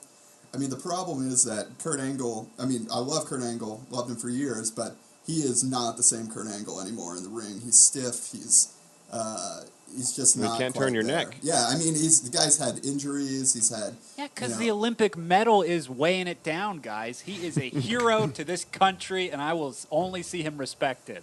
That's right. Well, he needs to be respected in the match, too. That's why I kind of agree with Andy that it might be a swerve, which for the non-wrestling normies, that's a subversion. It's what we call a Last Jedi, It's a subversion of your expectations. Oh, Mike. So they might, have something come out, because he deserves a better match for his retirement match than Baron Corbin. It's just a way to get Corbin, who is a heel, a ton of heat, and then you can always pull him out of the match, and people still hate him, and he can always talk about, I didn't get my match, and be a whiny baby about it, and that's some heel shit. So hopefully we'll get the swerve and get what Kurt Angle deserves. I hope so, because Baron Corbin is boring. Yeah, he is. I always thought he was boring. Isn't that one of these guys who just looks trashy? Yeah, but if you're using him as a heel, and that's what gets heat, but also I just don't think he's that good a wrestler. Anyway, please don't come find me. You're bigger than me, Baron Corbin. Good luck.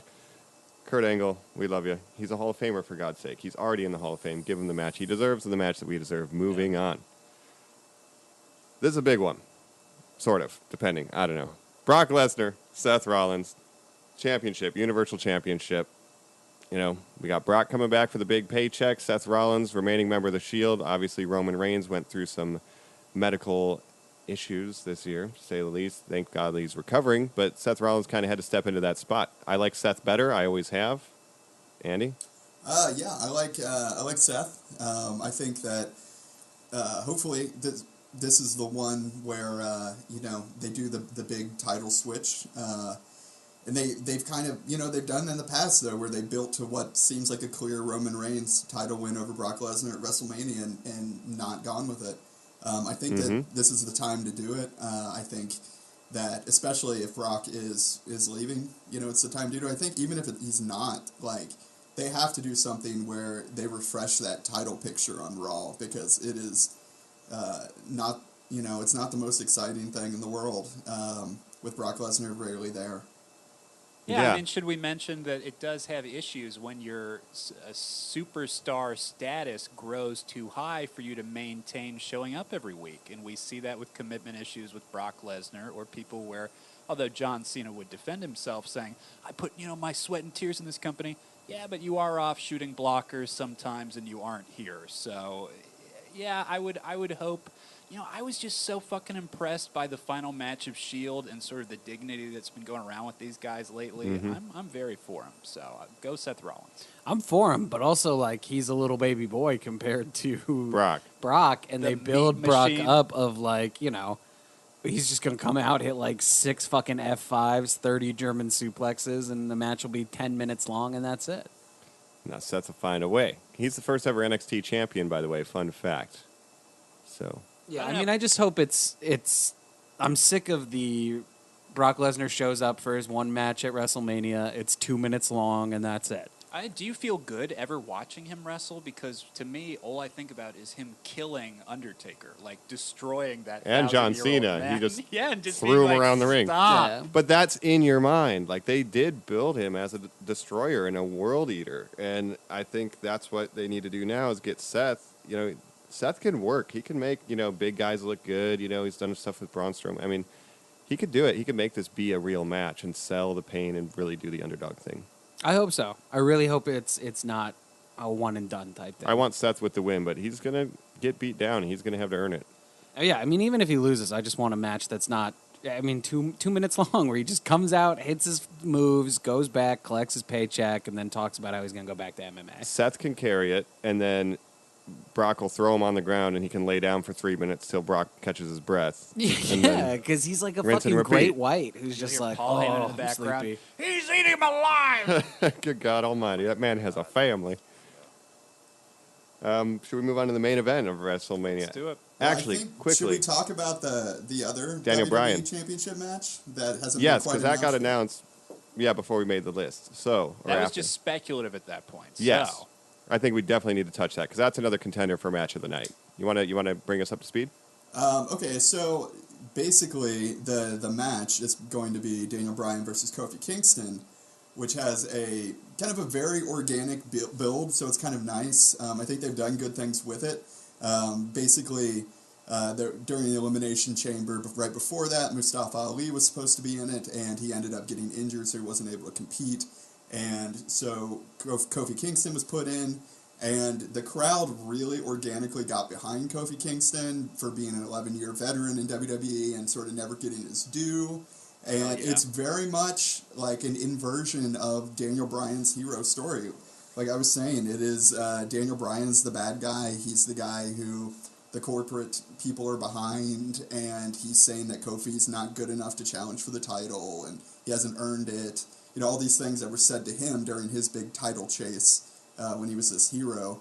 And I think, I think it has a great storyline. I think Daniel Bryan's killing it. I think Kofi Kingston's been killing it lately.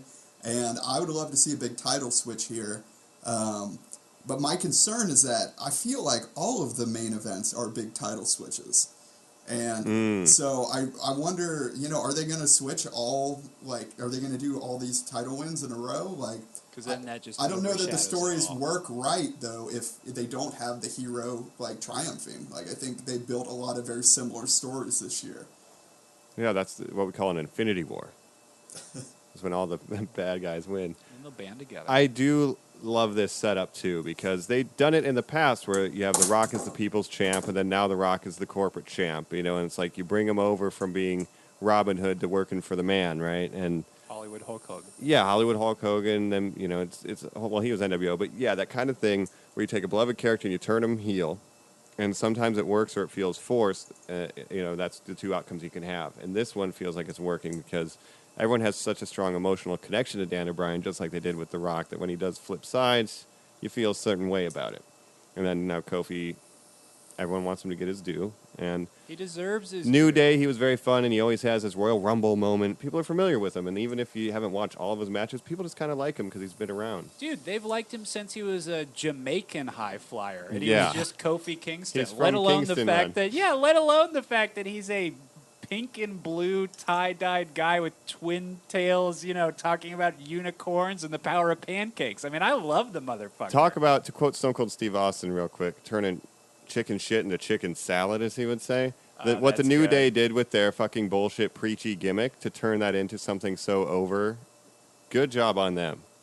So that they get the chicken shit, the chicken salad award. Kofi Kingston being a big part of that, Xavier Woods and Biggie Langston. I thought, they did the best they could with that gimmick and actually turned it into one of the most fun things in a very bad tag division. Oh, one of their biggest sellers for years. I mean, everybody loved the New Day. Yeah.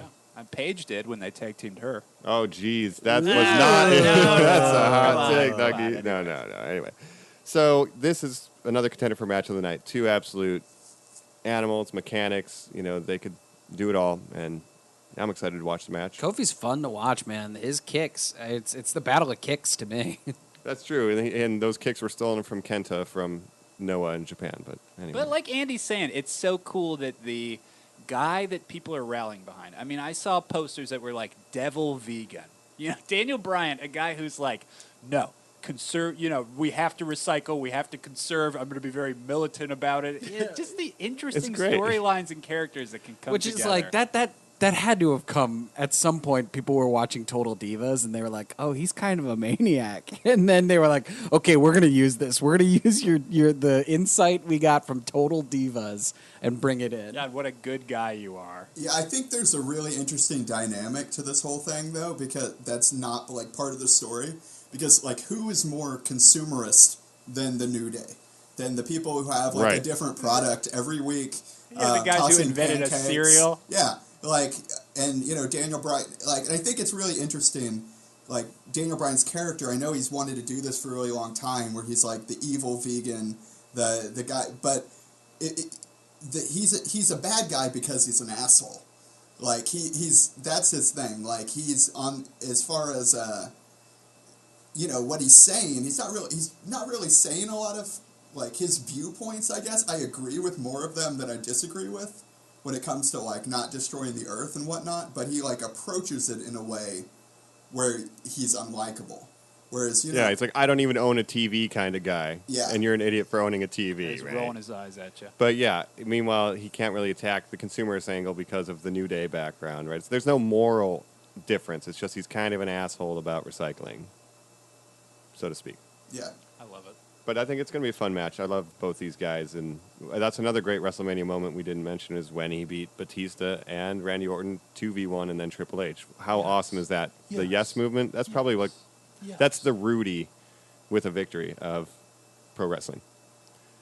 And then we have the championship match, the main event, Ronda Rousey versus Becky Lynch versus Charlotte for the Raw Women's Championship. This is huge. And it's interesting that we didn't really talk about the relationship of women in WWE, or I guess wrestling in general. The division of divas sort of came about in 2010, where prior to that, of course, women wrestled and fought against each other, but they wanted to legitimize it and say, okay, it's not just about the striptease matches. Yeah, no more schoolgirl matches. Yeah, no more unfortunately bra not. and We're not going to be panties. doing that. We're going to be actually hiring people who can wrestle.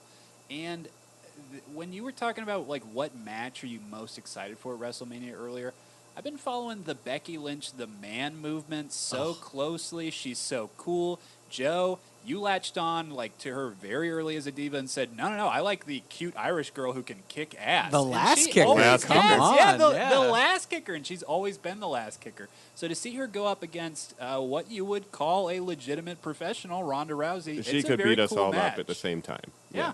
Oh, Ronda Rousey? Maybe. Any of them, but yeah, definitely she could. I mean, is this That's going to be a true. good one, Andy? I think this is going to be the good one. I think it's going to be a really good one. I'm less excited about it since they made it a triple threat. I think that Yep. Becky Lynch, Ronda Rousey, that was the one everyone wanted. I mean, Charlotte's a great in-ring Get performer. Charlotte but out of there. I just feel like the story's really kind of taken a hard turn.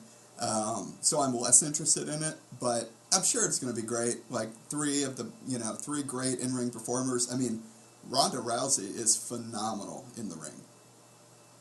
Yeah, I've been surprised. I mean, I guess I'll find out when we watch the 9 million promos day of, but is Charlotte on good terms with her dad now, or are they still off? She is on like unaddressable terms. Like they did that whole Batista angle where Batista beat up Ric Flair, and then the next night on SmackDown, Charlotte didn't address it at all. So Oh, I geez. think they've got that's plot holes. You know what I mean? Like that is some issue. Yeah, she would have a comment about Batista attacking her dad. What is it, on his birthday, right? Yeah. Because I was thinking maybe they could go the way where, during the Triple H Batista match, Ric Flair gets hurt, Charlotte has to pull out of the match, and we do get the Ronda Becky showdown. That would be amazing. But I don't know.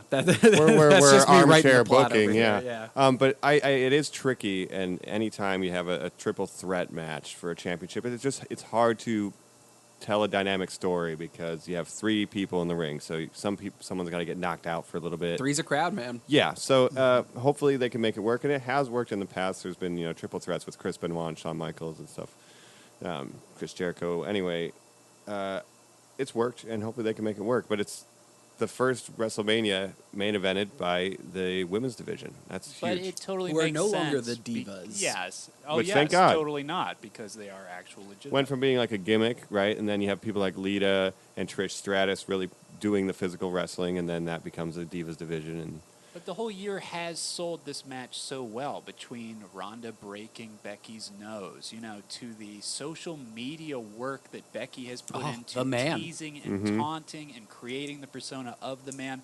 I mean, personally, I don't really like when a character sort of hits that bullying level, but the confidence that she's coming out with her character, she's that face-heel mix. I fucking love it. Wait, I mean, she's like the new rocker Stone Cold. Like, when you're going against Ronda, you have to have that arrogance, that confidence to it, and I think she's pulling it off so well. Yeah, I mean, but that's what you're talking about, right? You're talking about her going against Ronda, like. But it's a triple threat. Like, where's do you feel like that Where's waters the it down a Charlotte little bit? angle? Like, I know. Yeah, it does. I don't really care for Charlotte Yeah, we're not anymore. talking about her, Andy. We want Charlotte That's out. the thing. yeah, I guess- everybody does. my question, though, with the whole card in general, and what I mentioned like a little bit ago, is like, is this Becky Lynch's crowning moment, but also Seth Rollins' crowning moment, but also Kofi Kingston's crowning moment? Like, what? Is it the new Avengers? so somebody's Yeah. not gonna. Yeah. Somebody's not gonna come Somebody's- through there, right? Like, you have to Yeah. imagine. It's a little different than WrestleMania 1, where it's like, oh, I hope Hogan just drops the elbow on Andre the Giant. And that's like all the stakes were leading up to that giant moment, opposed to, like you're saying, well, I need to see the payoff of this person and hopefully they win. But if they don't, I've got 6 other people on this bingo card that maybe they'll get what they want. Yeah, what was the storyline? Andre the Giant is really big and you probably can't beat him. Yes, I can, brother. Yes, I can, brother. And Look then at he my does. hair, brother. Just watch me, brother. When Hulkamania slams you, boom. Watch that's out, it. Cocker. Yeah, I'm that's coming all. for you next.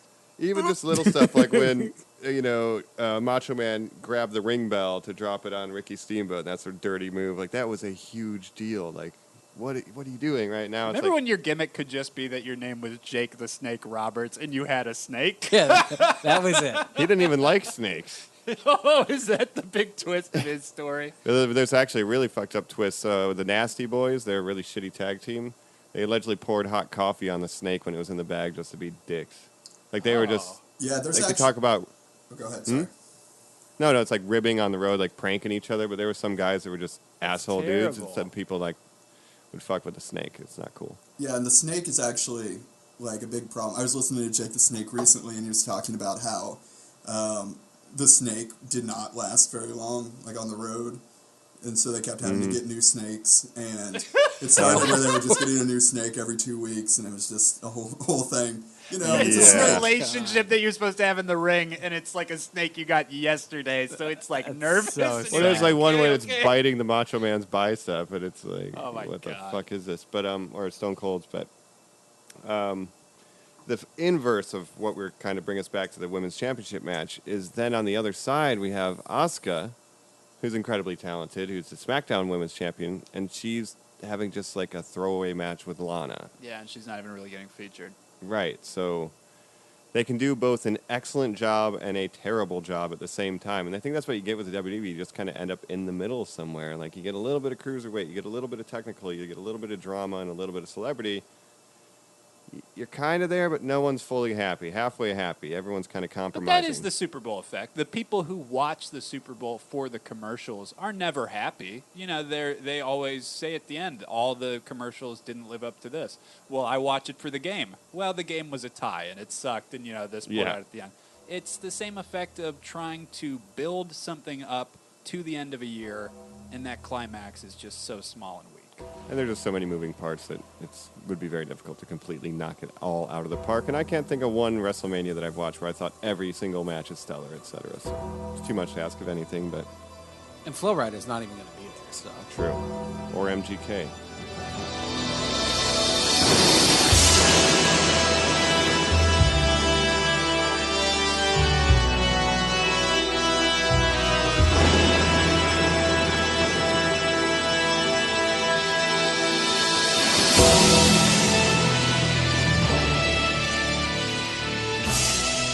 Oh, hell yeah.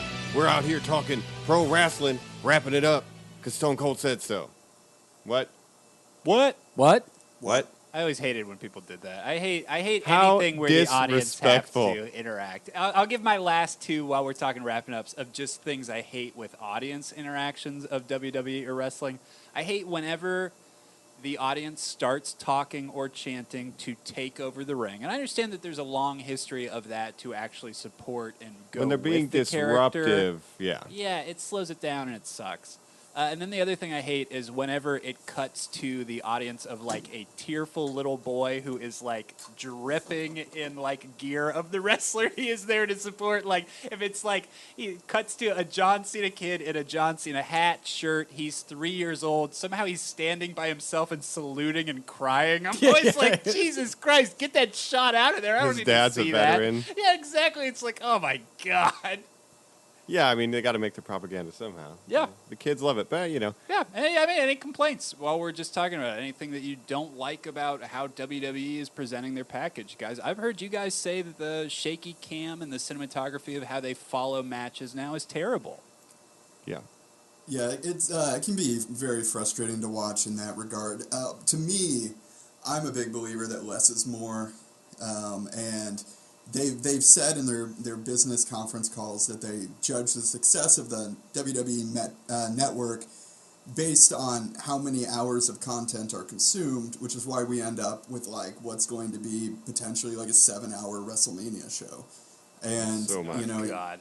I think that stories that don't need, I mean, aspects, their roster's very bloated. I think that they're just, you know, it'd be great if there was just a trim all around, especially when it comes to content time. But that's my big complaint. I guess, you know, as a kid, I can't imagine, you know, grown-up adult me saying, like, I want less of this, you know? But that's just kind of how I feel. Like, especially if you want to follow all their brands, there's, you know, they're assuming that you're a human with no life that will spend every weeknight and weekend night watching their product. And I think that it makes it very tough for the casual fan to follow. I think it makes it really tough to just stay updated on everything. So that's my big complaint. Andy, you're talking to a kid who's like, I'll watch Marvel stuff forever if they ever make it when I grow up. And then I drive by a billboard, I'm like, Cloak and Dagger Season 2? What the fuck is Right. that? I've never, what? Yeah, I get it. I agree 100%. I think that's very well put. They need to trim, get back to maybe just one show. There's Netflix now, HBO. Like, there's too much. You can't be asking us to watch 3 or 4 shows a week and on your app. Well, it's interesting for the direction of it because there's kind of never going to be a regime change because the way the McMahons are doing it, you know, there's never going to be the Disney merger, unfortunately. They go so far that they're trying to bring back the XFL. You know, that's how invested It's in coming. themselves that they are, let alone all the Trump stuff that we didn't even talk about in the connection with Linda. But, you know, it's just the way that this company exists. I don't think it ever could get small because all it ever dreams of is getting bigger and bigger. Well, that's capitalism, folks. Shout outs to Jacob. Do you remember when Booker T called Hulk Hogan the N-word live on air? That's one of my greatest favorite clips ever. I love it. Yeah, we're coming from you, neighbor. Yeah. And then the but head then- shake afterwards, immediately like, oh, I blew it. But I'm then gonna here's get yelled at. the missed, you know, vision of the WWE is Vince then recreated that bit where Vince is walking backstage and says it, like, my neighbor to, you know, one of the superstars. And It was Booker T, I think it's, right? yeah, who was that? I think it was Booker T that he said that to. Yeah. And he's like, tell me he did not just say that. And, like, they played it like a joke that Vince used the N-word. And it's like, I don't know if that's I don't appropriating know, the maybe. meme right, Vince. He has some weird creative, but they always go with it. They believe in it. They have been successful. I just think it's oversaturation, and they want to get bigger. They're already the biggest. I just think it's so Well, they want to change the model. How about Inflated. this, guys? Would you recommend the app, WWE Network, for just $9.99? I think, You know what? I don't even have it anymore. I don't have it. I don't subscribe to it currently, but I will have to get it for WrestleMania. But I think that I think it's a really great deal in terms of like content. If you're a big yeah. wrestling fan, I mean, they have, you know, every pay-per-view ever. Like, I was a kid going to Blockbuster renting like WCW Fall Brawl '95 on VHS. Oh, my Like, As a God. tape trader, now you have access to their entire catalog, all of WCW's catalog, every pay-per-view ever. I mean, that was one thing in college that like immediately brought me back into it was being able to watch, you know, Royal Rumble 1999, ECW One Night Stand, like being able to just watch that Joe, stuff you know was something so you've fun. recommended to me that we kind of touched on here before? I remember you texted me out of the blue, hey, I watched just like a best of like moments for John Cena that Oh, showed that was great. his first match With Kurt Angle. with Kurt Yeah, Angle that and, whole different match. cool moments. I remember thinking, oh, that's really dope that you could do that. Yeah, that was a lot of fun. Every year I just sign up for the WWE Network on the day before WrestleMania with a different email Yep. and get the free month. I think it's definitely worth it because they have all the documentaries too. They're like, yeah, it's good to get it for a couple months, learn everything you can about pro wrestling, and watch all the great matches, and then you can kind of dip. But just having that for $10 is a huge resource because some of those documentaries they produced are really good too. And there are times you can swing it, like if you sign up on the right day, it's, you know, a month-long trial, but you might end up getting 2 pay-per-views because now there's a pay-per-view every month. So if it's the 7th and the 5th, you get both of them. Yeah. Truly. And it's a good time to mention that this podcast has been brought to you by WWE Network. Go to WWE. Run wild, brother. Run wild with $9.99. Yeah, watch all episodes of Camp WWE. Yeah. One thing I want to mention, because we can't do a WrestleMania episode without mentioning Jim Ross, Jerry Lawler, like some of the great commentators and how important they are to, like, you know, Jim Ross said it. Basically, you need someone who can explain to the audience why something is important.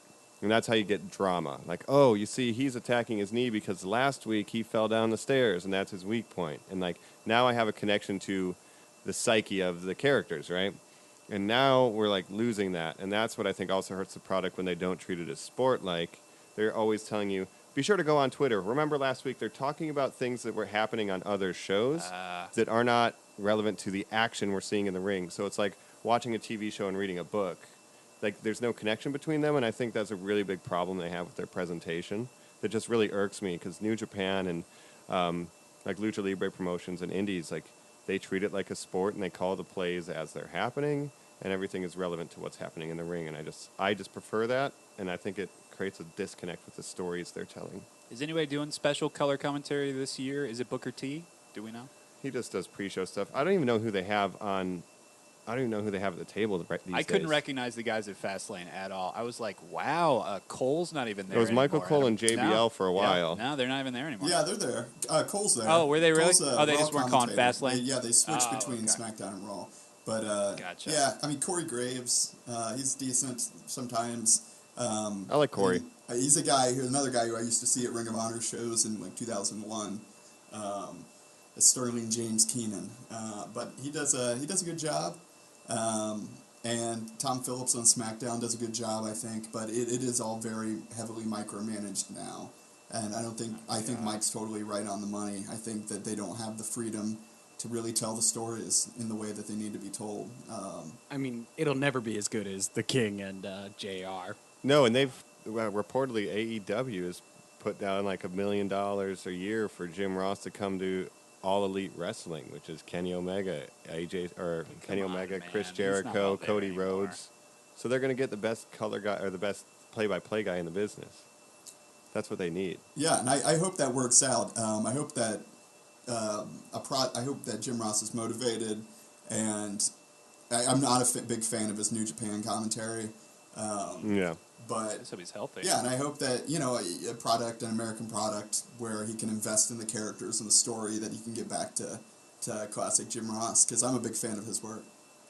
Yeah, because it feels like he tried to do his homework for New Japan, but he's just not familiar or invested in the same way. Like, he kind of had a one sheet about their history and probably watched his tapes, but it wasn't like the magic that you get in Good God Almighty, he's broken in half. Yeah, so many calls like that. That just sticks with my childhood, Yeah, it's like that's like those famous videos where they put that behind fail videos, like Jim Ross calls, classic like Puppies! Oh, that's Jerry the King, right? So I just want to mention that's like a really important part of the business people sometimes don't think about. And so when you're watching Monday Night Raw or WrestleMania and a match is happening and they're just telling you to tweet something and distracting you from the in-ring action, just kind of consider that.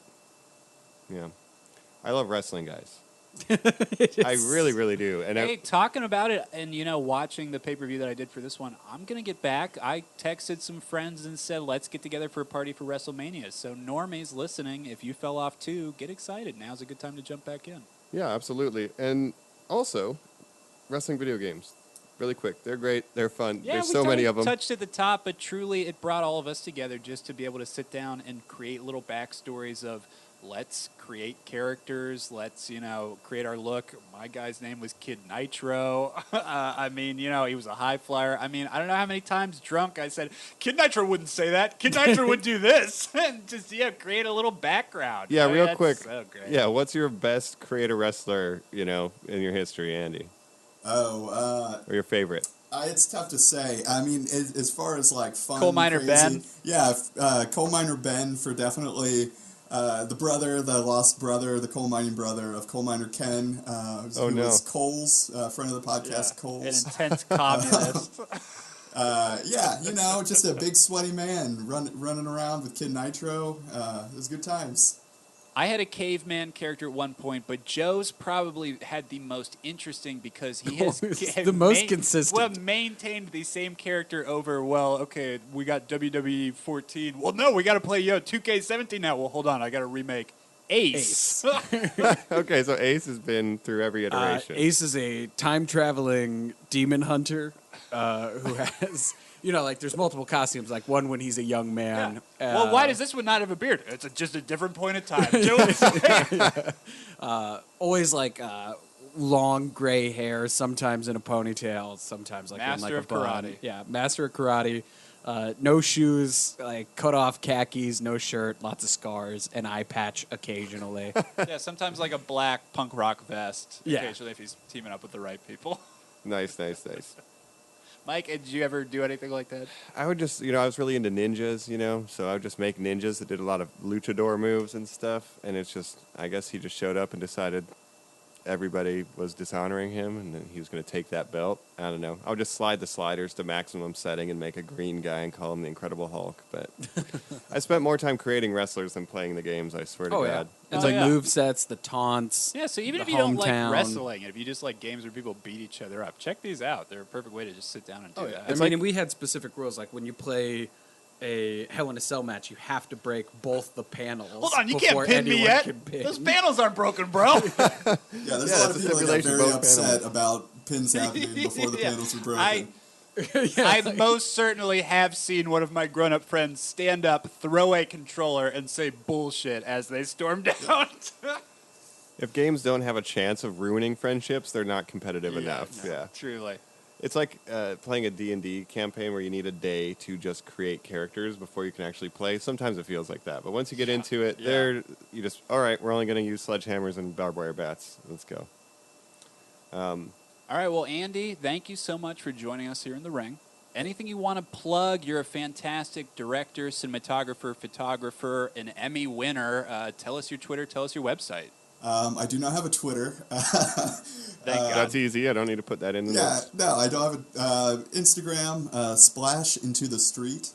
I don't really have anything to plug. Otherwise, I mostly just post pictures of cool places that I've been.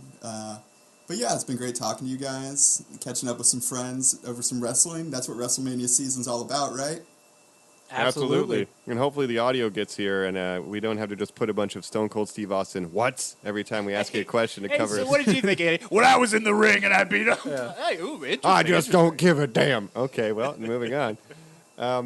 Yeah, guys, wrestling's great. It's White Trash Broadway. It's physical storytelling. You can do a whole narrative, 22-minute match that is telling like a dramatic story of push and pull, right, and pain and overcoming something. And just kind of look at the art of it, too. It's definitely an art, I think. It's just hard for some people to see it that way. My first match I ever saw was the Iron Man match with Shawn Michaels and Bret Hart, 1 hour. It went an hour, and then no one won, and it went into overtime, and Shawn Michaels won it. And I've been a Shawn Michaels fan ever since. And if Bret Hart had won that match, I'm sure I would be a Bret Hart fan because both those guys went an hour straight and then bonus time, and it was insane. So that was my entry point. And That's the power of wrestling, Normies. but that was a physical story told through physical wrestling. So anyway, that's what I like. I love you guys. Thanks for listening. WrestleMania coming out. Get your friends together. Grab some Steve Weisers, some milk, and get it going. Get that app. Check it out. Watch WrestleMania. Check us out, of course, on all social media platforms. Normies Like Us. Reach out to us to recommend any other episodes that we should cover. And, of course, I'm Colin. I'm Mike. Watch Macho Man Randy Savage promos if you have nothing else to do. Suck it. This is Joe. And I'm Andy.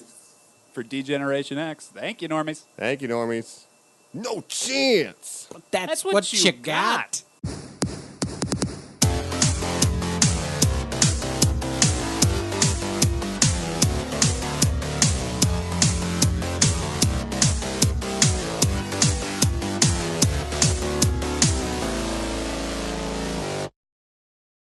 Oh, hell yeah. This is Aquaman, and if you enjoyed that episode, I'd really appreciate it if you give it a like, share, and subscribe on iTunes, and you'd really be one of my man if you share with a friend.